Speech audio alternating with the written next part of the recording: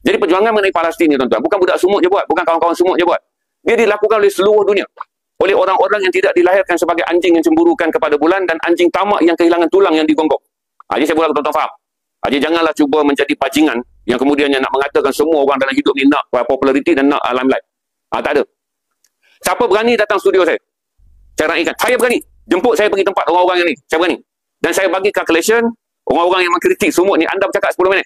Saya cakap 3 minit dia. Anda cakap 10 minit. Saya cakap 3 minit dia. Sebab saya faham, kena bagi 10 minit sebab bodoh sentiasa membiak. Ambillah 10 minit. Sebab orang bodoh ni, dia perlukan 10 minit. Idina Siratal Mustaqim, jalan yang lurus, dia perlu 3 minit dia. Datang ke studio saya pun saya raikan. Pergi sampai ke rumah tuan-tuan pun saya akan pergi. Janji kita berdebat mengenai bagaimana perjuangan mengenai Palestin sebenarnya bukanlah perjuangan drama, bukanlah perjuangan wayang, dan bukanlah perjuangan untuk mendapatkan publicity. Benda ni bukan baru tuan-tuan.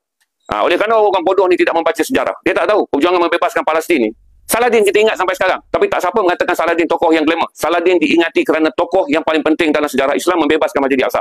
Tak ada istilah Saladin adalah bintang popular. Kenapa Raja Muhammad Al-Fatih diingat? Raja Muhammad Al-Fatih diingat pada tahun 1458 dia membebaskan Konstantinopel. Kerana dia ingin memenuhi kehendak Rasulullah. Bahawa satu hari jatuhlah Byzantine kepada tangan orang Islam. Dia bukan seorang penggila glamour dan dia bukanlah seorang yang cuba menjadi populis. Jadi sejarah perjuangan Palestin ini dah berlaku dengan peristiwa yang begitu panjang. Sebelum Palestin jatuh pada 1948 di atas pakatan di antara British dan juga Israel, Palestin dah pernah jatuh dah dulu. Pada tahun 1099. Ditebus semula 88 tahun kemudian oleh Saladin Al-Ayyubi. Saladin Al-Ayyubi sekarang dihormati di barat dan timur. Dihormati oleh orang Islam kerana membebaskan Masjid Al-Aqsa. Dihormati oleh orang barat sebagai seorang yang apabila berjanji, dia berjanji sebagai seorang Muslim sejati. Itu je. Jadi yang mana saya kata dah tua pakai pampers. Bila pakai pampers, berak kencing tukarlah bang. Nanti abang tak tukar berak kencing, duk masuk kacau orang sumut-sumut ni nak glamour sumut nak apa.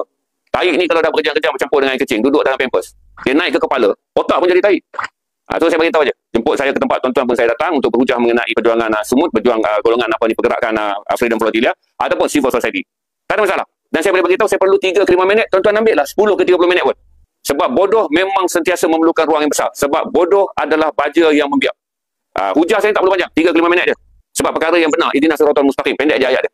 Okey? Terima kasih. Sebab ramai orang minta saya komen kan. Saya tak kira lah tuah ke, lekir ke, lekiu ke, kasturi kan. Pakai nama-nama yang molek. Orang yang biasanya buruk akhlak ni memang bersembunyi di bawah nama yang baik. Macam-macam lah. Okey? Terima kasih. Kalau ada soalan, saya ambil. Saya dah boleh baca soalan tuan-tuan.